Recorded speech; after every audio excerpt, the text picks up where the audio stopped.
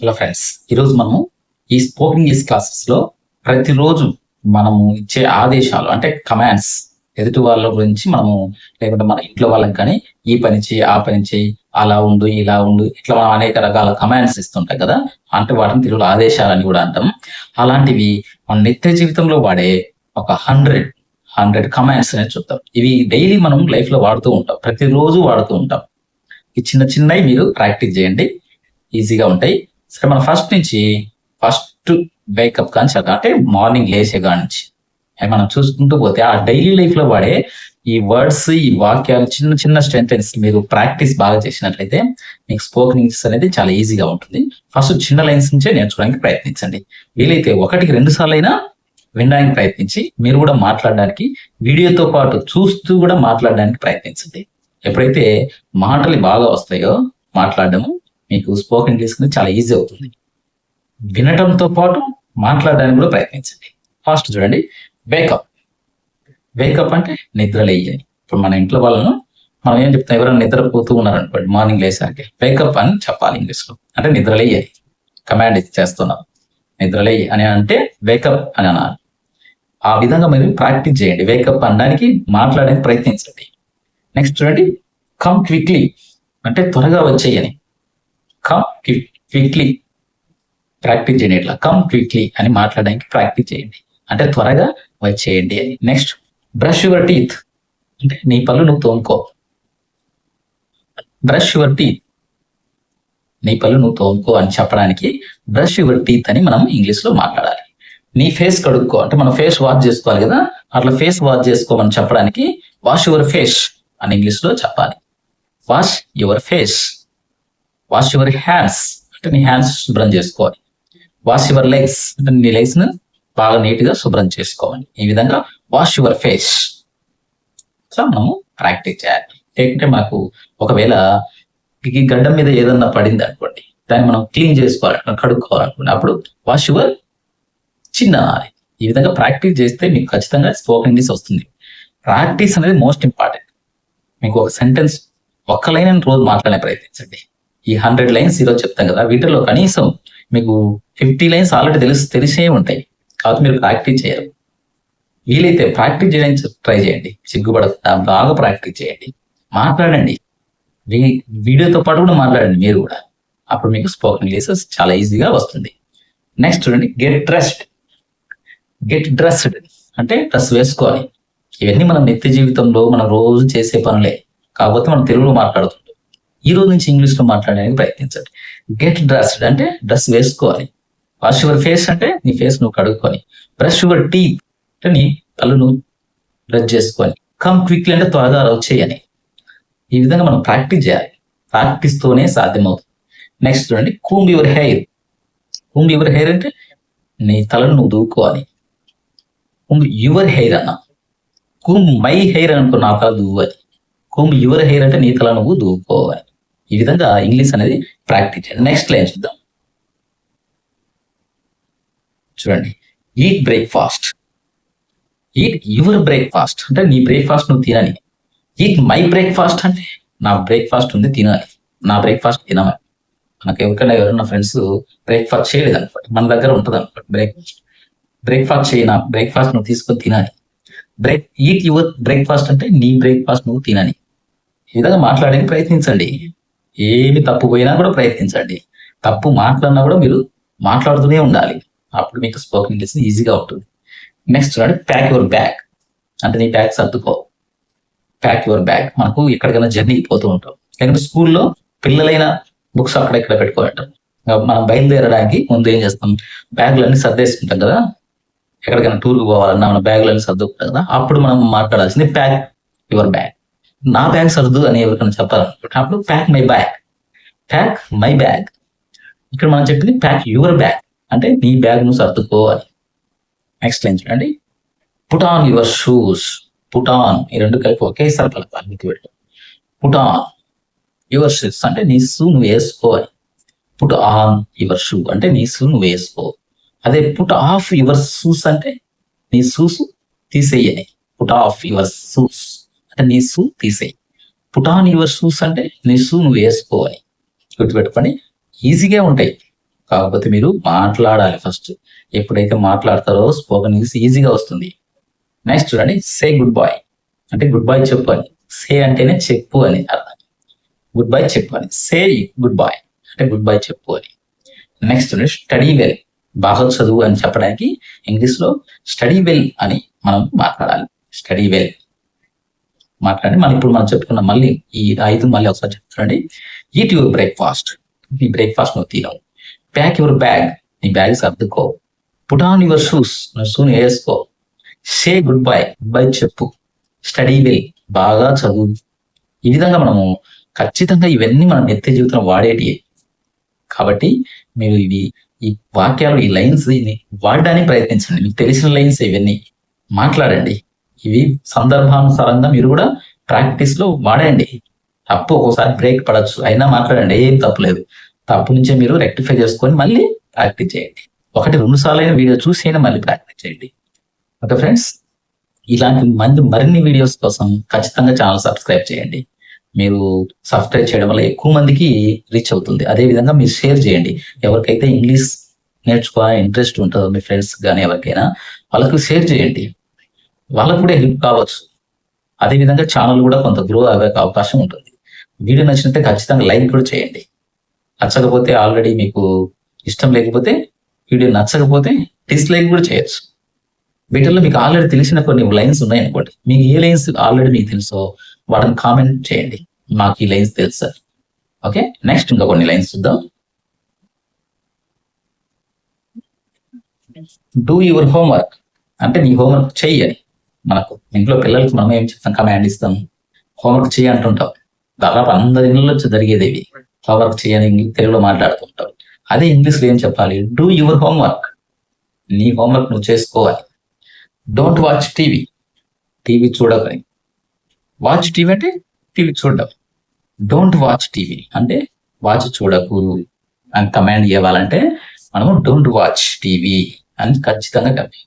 Don't watch cinema అంటే cinema చూడకని. ఈ విధంగా మనము ప్రాక్టీస్ అనేది చేయాలి. నెక్స్ట్ చూద్దాం. డోంట్ ప్లే వీడియో గేమ్స్ అంటే వీడియో గేమ్ ఆడకు. డోంట్ ప్లే వీడియో గేమ్స్ అంటే వీడియో గేమ్ ఆడకు అని. డోంట్ గో అవుట్ సైడ్, బయటకు వెళ్ళకు. మన ఇంట్లో పిల్లలతో అందరు చెప్తుంటారు బయటకు వెళ్ళకని. కానీ ఇంగ్లీష్లో ఏం మాట్లాడాలి, డోంట్ గో అవుట్ సైడ్. ఈ విధంగా మనం మాట్లాడడం వల్ల పిల్లలు కూడా ఇంగ్లీష్ నేర్చుకుంటారు ఈజీగా. ముందు పేరెంట్స్ ఫస్ట్ మాట్లాడాలి. ఇంట్లో పెద్దవాళ్ళు ఇంగ్లీష్ మాట్లాడితే పిల్లలు ఆటోమేటిక్గా వచ్చేస్తుంది. చిన్న చిన్న వర్డ్స్ చూడండి, చిన్న చిన్న లైన్సే మాట్లాడండి. ఇవే మీరు రోజు మాట్లాడే వాక్యాలు ఇవన్నీ. మీకు కూడా తెలుసు ఇది.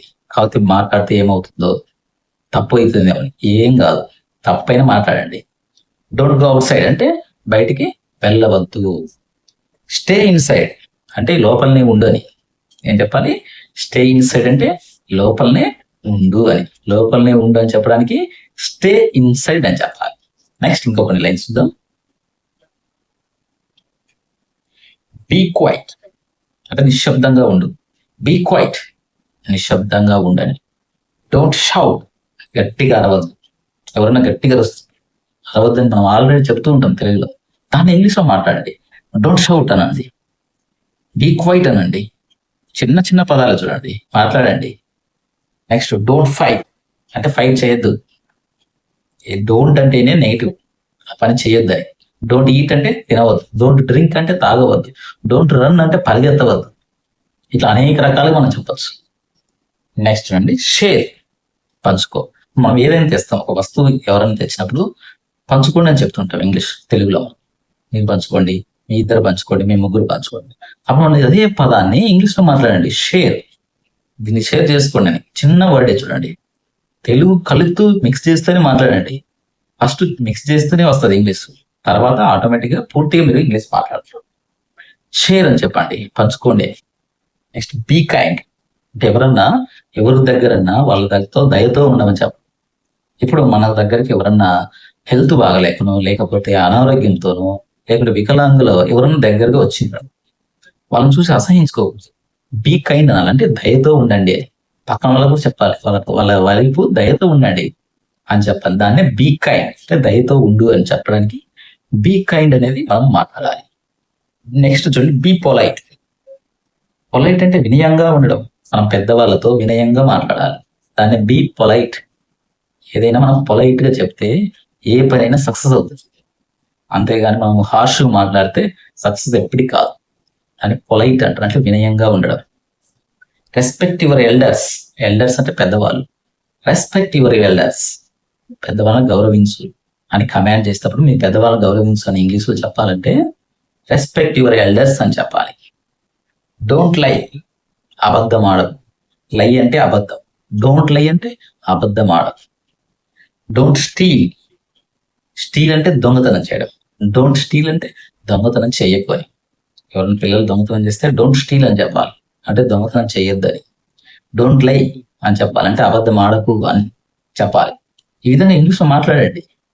డోంట్ చీట్ అంటే, చీట్ అంటే మోసం చేయడం, మోసం చేయకు అని మనం చెప్పాలనుకుంటే ఇంగ్లీష్లో డోంట్ చీట్ అని మాట్లాడాలి. ఈ విధంగా ప్రాక్టీస్ బాగా చేయండి. నెక్స్ట్ కొన్ని లైన్ చూద్దాం.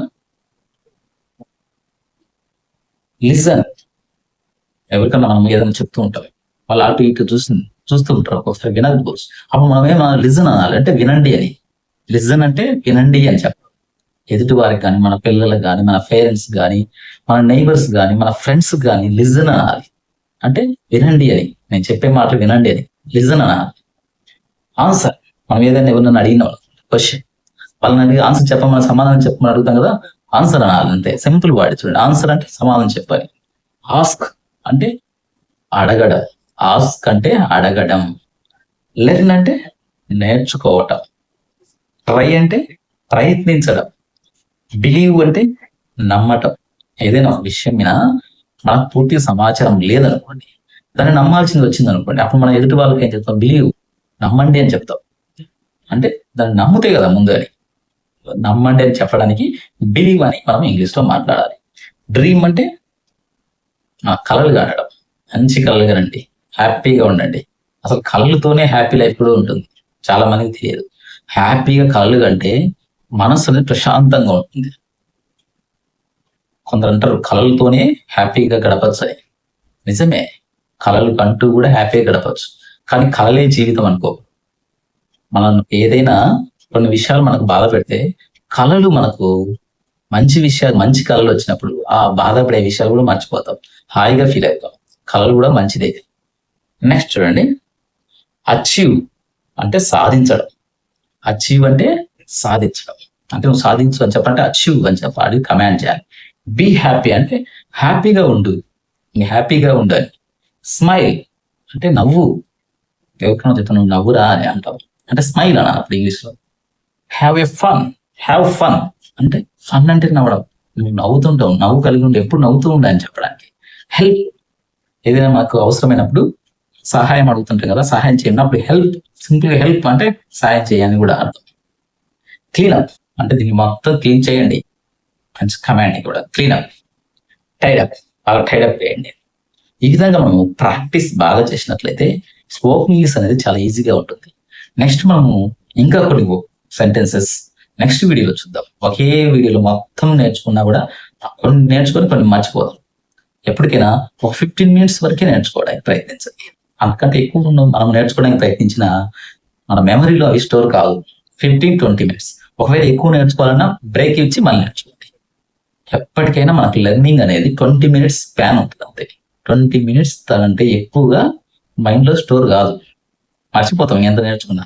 కొంత బ్రేక్ ఇవ్వాలి ఎప్పటికీ.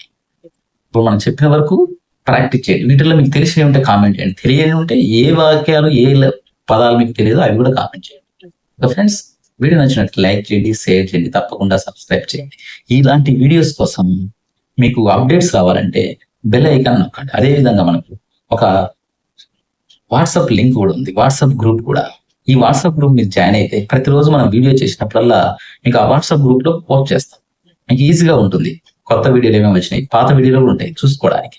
మీకు యూట్యూబ్ లో చూడాలంటే ఒక్కొక్కసారి మీకు నోటిఫికేషన్ లేట్ రావచ్చు, ఒక్కొక్కసారి గుర్తు రావచ్చు. అదే గ్రూప్ లో చూసుకున్నట్లయితే ఆల్రెడీ మనకు వీడియో లింక్స్ అన్ని ఉంటాయి.